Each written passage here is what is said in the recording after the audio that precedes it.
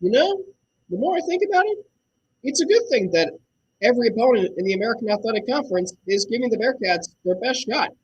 It really is a good thing. Are Locked On Bearcats, your daily podcast on the Cincinnati Bearcats, part of the Locked On Podcast Network, your team every day.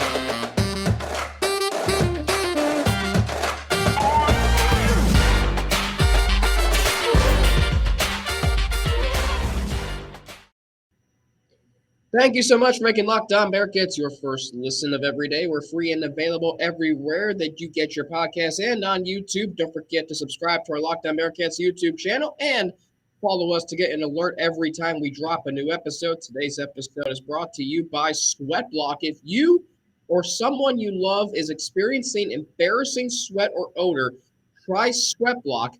Save 20% with promo code LOCKEDON at sweatblock.com, also available on Amazon. Excuse me, I'm still battling some congestion, but that's okay. Alex Frank with you, your host each and every day. Here on Locked On Bearcats, part of the Locked On Podcast Network, your team every day. So the Bearcats are getting every opponent's best shot in the American this year, and that might cause irregular heartbeats. It might cause, it might cause you to have to take a stress test before and after the games, maybe even during the games. And a lot of us don't like the close games, myself included. Actually, I do because it makes it fun, except when you're playing South Florida. If you're playing Houston or UCF or apparently now Tulane, fine. But when you're playing a far inferior opponent and the game is a 4-point margin with however many minutes to play, yeah, that can't happen. But yet it's a good thing for Cincinnati. Because let me tell you something. When the Bearcats go to the Big 12, those teams who are currently there, Baylor, Oklahoma for a few years, Oklahoma State, Texas for a few years, Texas Tech, all these TCU, all these established teams, they're going to say to Cincinnati, prove that you belong. Every single team is going to say, all right, you think you're good enough to be in this conference, show us. Every single game in the Big 12 next year is going to be an absolute all-out war. It's going to be intense. It's going to be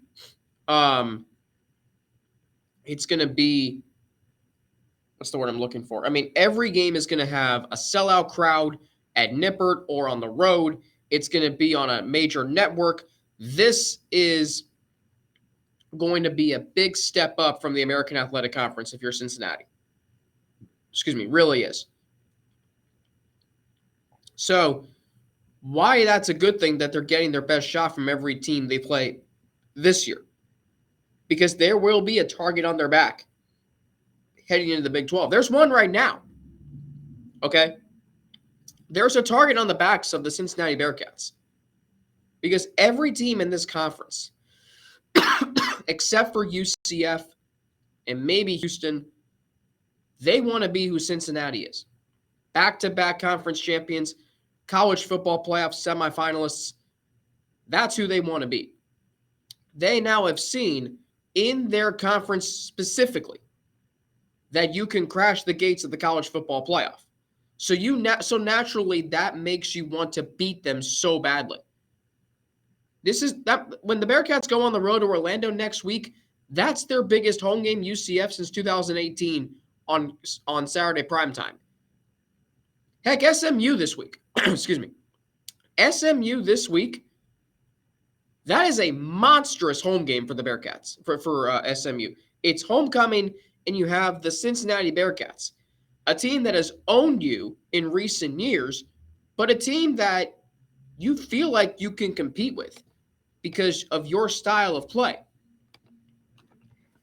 Everywhere Cincinnati goes this season, they still have 3 road games remaining. SMU, UCF, and Temple. Every single time they go on the road, that is that team's Super Bowl. They're hosting a big, big game. And that's especially true this Saturday. SMU doesn't host a lot of these games. They hosted in 2020 a top 20 matchup between these two teams. But what you'll remember is Cincinnati blew them out, but the game was attended by maybe 50% capacity because that was during the COVID year. SMU's never had this big of a home game with unlimited restrictions when it comes to capacity. That will be the case this year. Okay? So when we look at this matchup, and when we look at why Cincinnati got their best shot from USF, it's because, teams want to beat the reigning champions. It's so easy to get up for a game against Cincinnati because you know who they are, you know how good they are, and by virtue and as a competitor, that's going to get you up for the game. Nobody wants to play USF every week. And so for Cincinnati's case, it was, how do we get up for that game? It's homecoming. We're hosting USF. We should beat this team by 50. And sometimes you say that because you simply don't want to do what it takes to play a lesser opponent, as you do want to do it when you play UCF. So, but they're getting teams' best shots. And that is going to pay massive dividends going into the Big 12 when there's a target on their backs because of what they achieved as a group of 5 team, because they're the newbies to the Big 12. And the Big 12 schools are going to say, all right, you think you belong, prove it. Those teams are going to show that those teams want to show that Cincinnati is still not Power 5 worthy. They do. This is the first time in a long time that I can remember that really since Louisville joined the ACC and Rutgers joined the Big 10 and I think those are the main adjustments that have been made. But this is the first time that group of 5 schools are moving to a Power 5 conference.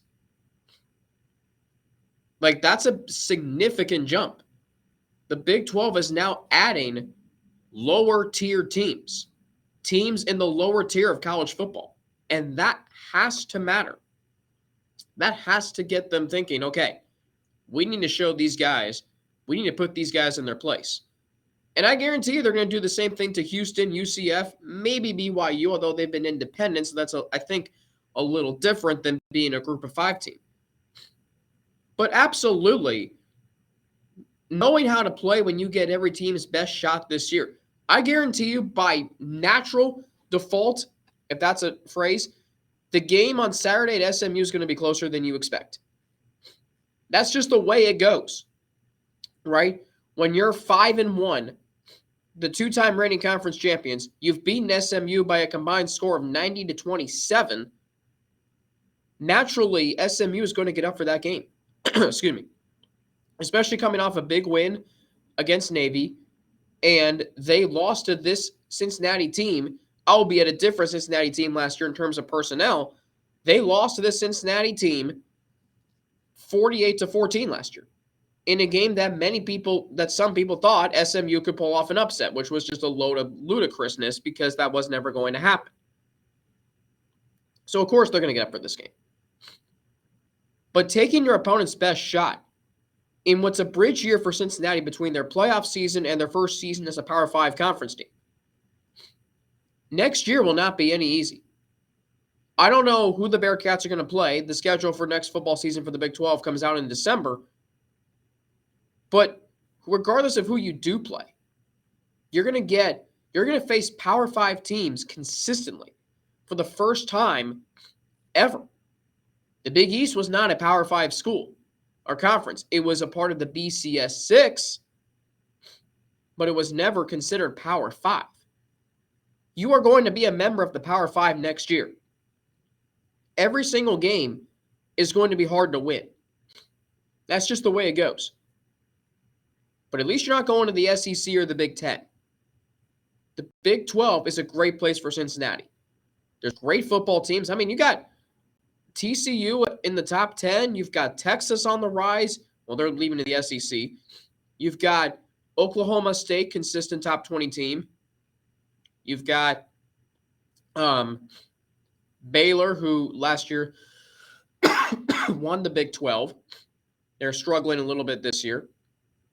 But you've got Kansas State, top 20 team. Kansas is all of a sudden good this year. So there are going to be a lot of teams that you play that are going to they are going to dare you to prove you belong. And that's going to be very hard to do if you're Cincinnati.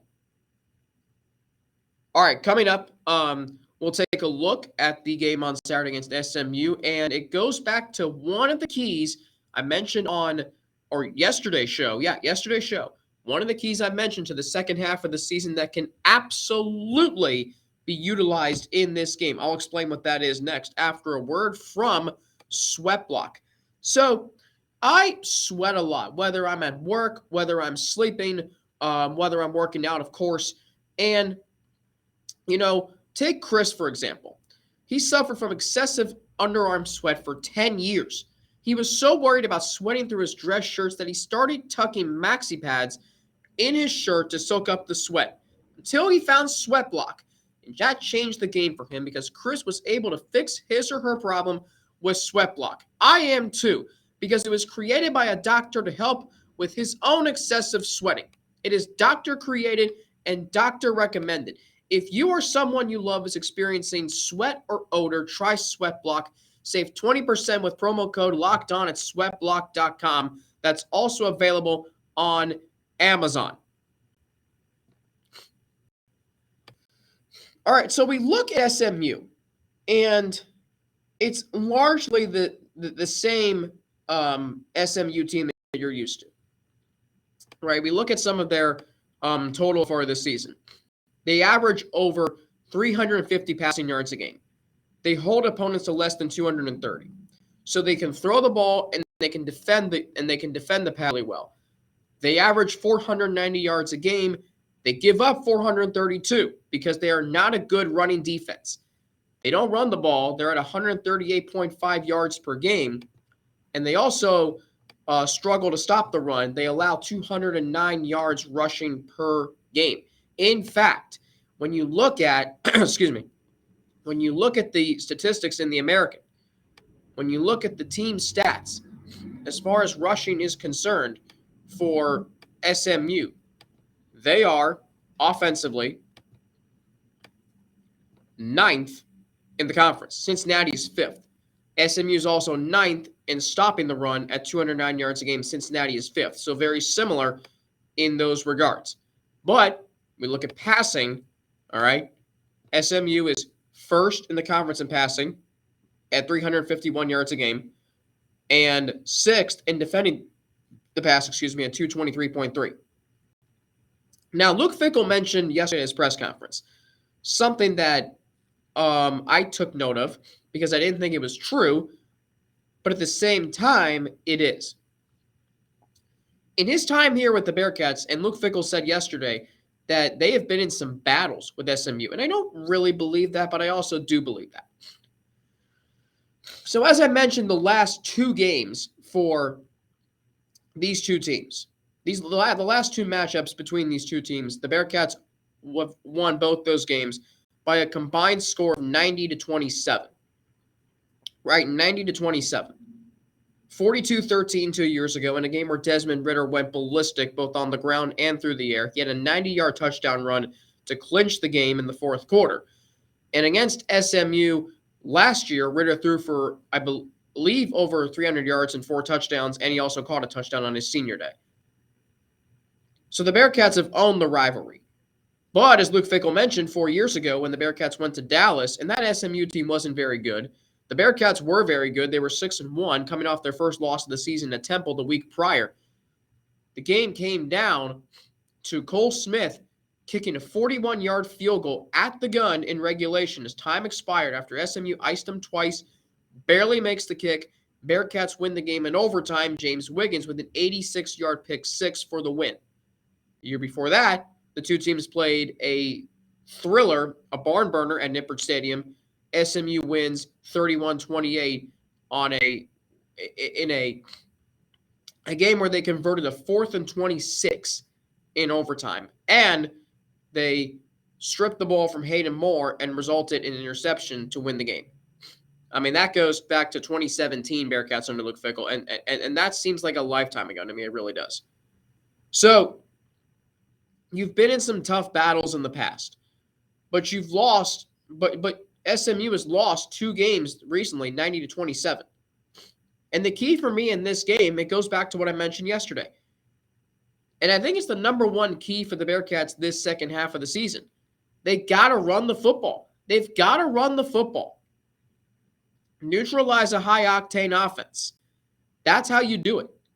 Because you're going to keep your defense off the field, and you're going to keep SMU's offense off the field. You're going to have to win time of possession in this game. And how you do that is you run the football.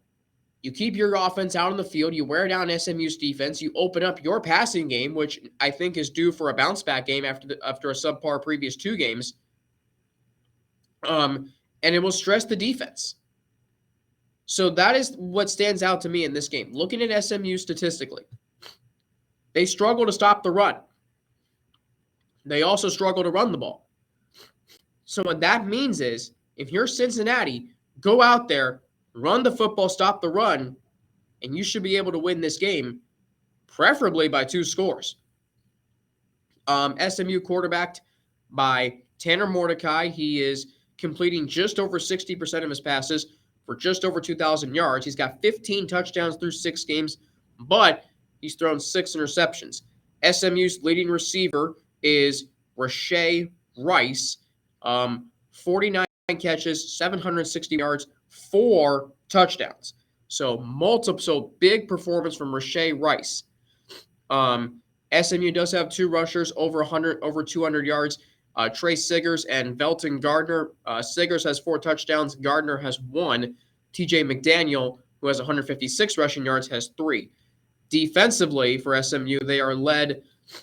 They're led in sacks by Nelson Paul and Elijah Chapman, each with 3. Tackles for loss, that's Nelson Paul with 5, Chapman with 4. Also with 4 are Jimmy Phillips Jr. and Brandon Crossley. Shannon Reed with 3. They have 4 players with an interception. They have 1 player, Nick Roberts, with 2 fumble recoveries, and they have 5 players with a fumble forced. So a solid defense, but one that is still giving up over 400 yards a game. The Bearcats so far this season are averaging 435.2 rushing yards, total offensive yards per game. So right around SMU's average. So that tells you that this matchup is going to be difficult potentially, but it's not going to be, one where you have to, worry all week about it. I'm not. I think a lot of us are maybe, and we shouldn't do this, looking ahead to UCF. That's the big game. And let me tell you, that is going to be an absolutely difficult game to win. It's going to be like playing Arkansas all over again. I'll tease that now for next week, and I'll tell you why next week. So that's a look at SMU. Again, it is their homecoming game. This is their Super Bowl. They're not going to play for a championship this year, right? They're 3-3. They're 1-1 in the AAC. They could, but I don't think they will. They'd have to win out at least to get to the American Championship game. They'd have to be 9-3, 7-1, and I don't think they're going to be that. So if they're not playing for a championship, this is their biggest game of the year because it is Cincinnati. They know they can compete with Cincinnati. They feel like they can. They have it at home this year. It's their homecoming. And they cannot overlook this game if they're the Bearcats. If you're the Bearcats, you cannot overlook this game. You can't. This is the biggest game on your schedule because it is the next one. All right. Coming up, let's look at what's happening around the American heading into the second half of the season. We got some surprise teams at the top, a very large middle, and then your inferior teams. So we'll get into that after a word from LinkedIn, as you see on your screen. The overlay. These days, every new potential hire can feel like a high-stakes wager for your small business because you want to be 100% certain that you have access to the best qualified candidates available, and that's why you have to check out LinkedIn Jobs, because they help you find the right people for your team faster and for free. What you can do is you can add your job, and I should have done this when I was with Bearcats Media Sports Director. I didn't use LinkedIn a lot. I should have then. Add your job and the purple hashtag hiring frame to your LinkedIn profile to spread the word that you're hiring. Simple tools like screening questions make it easy to focus on candidates with just the right skills and experience so you can quickly prioritize who you'd like to interview and hire. It's why small businesses rate LinkedIn Jobs #1 in delivering quality hires versus leading competitors. LinkedIn Jobs helps you find the qualified candidates you want to talk to faster. So post your job for free at linkedin.com/lockedoncollege. That's linkedin.com/lockedoncollege to post your job for free. Terms and conditions do apply.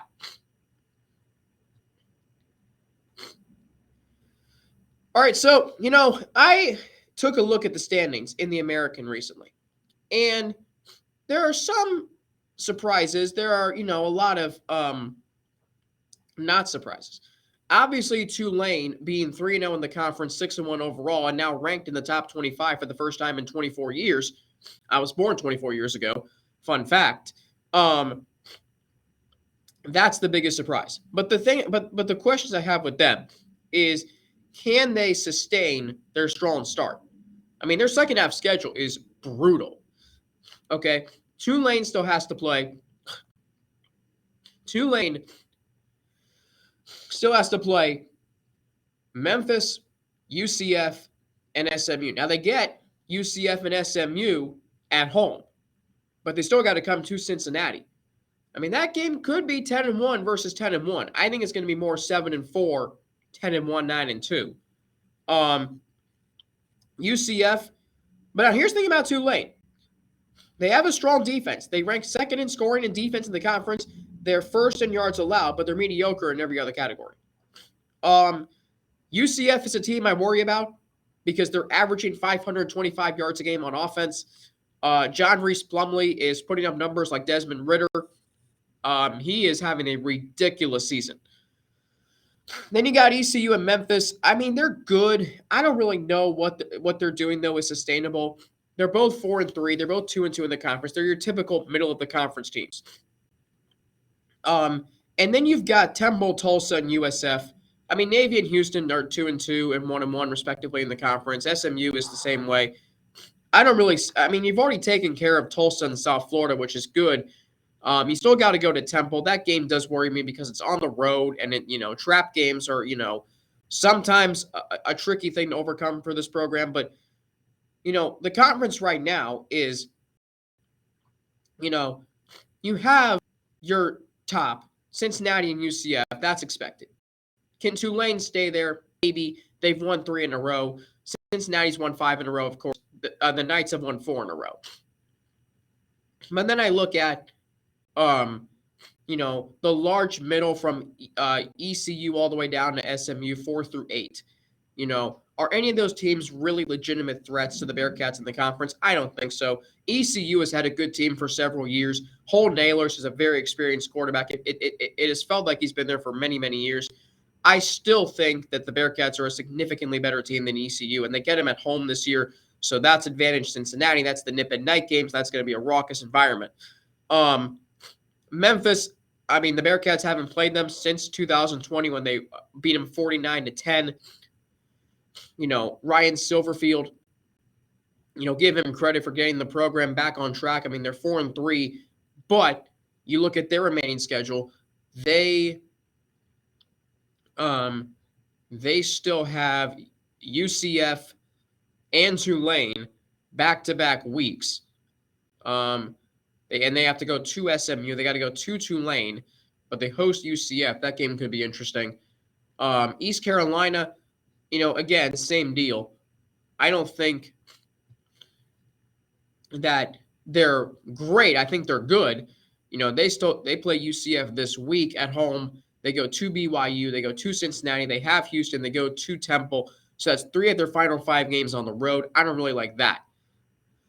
So again, it's a conference that, you have your top tier teams, and then you've got your large middle, and then you got your inferiors in Temple, Tulsa, and South Florida.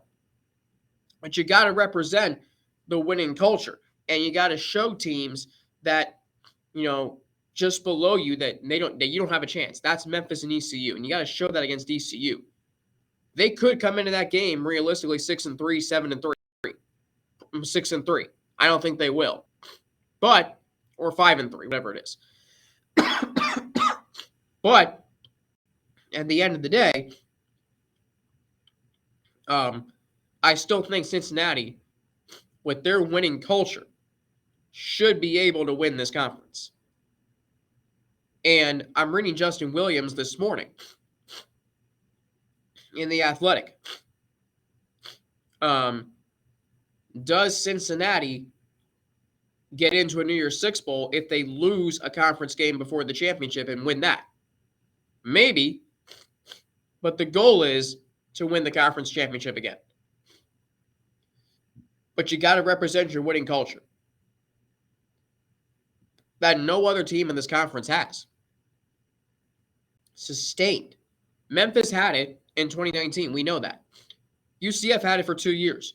They haven't been back to the championship game since. They've been an average football program since.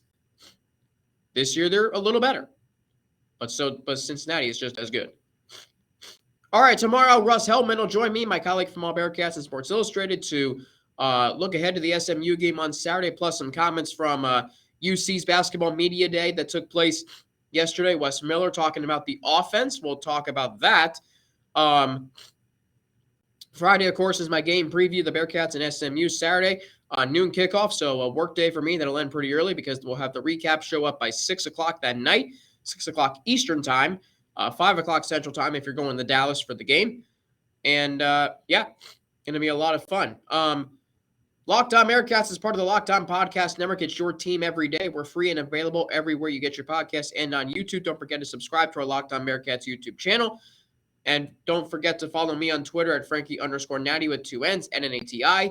You can follow me on Instagram, AlexFrank9_, email me at alex3frank@gmail.com. And hey, how about for your second listen, making Locked On Big 12 with everyday host Josh Neighbors and the local experts of Locked On taking you across the conference in 30 minutes. Locked On Big 12, your second listen. That's Locked On Big 12. For Locked On Bearcats, my name is Alex Frank. Have a great rest of your day. Stay safe, stay healthy to keep making Locked On Bearcats your first listen every day. So looking forward to getting back tomorrow with Russ, and should be a very, very fun episode. And then Friday game preview for SMU. For Locked On Bearcats, my name is Alex Frank, part of the Locked On Podcast Network, your team every day.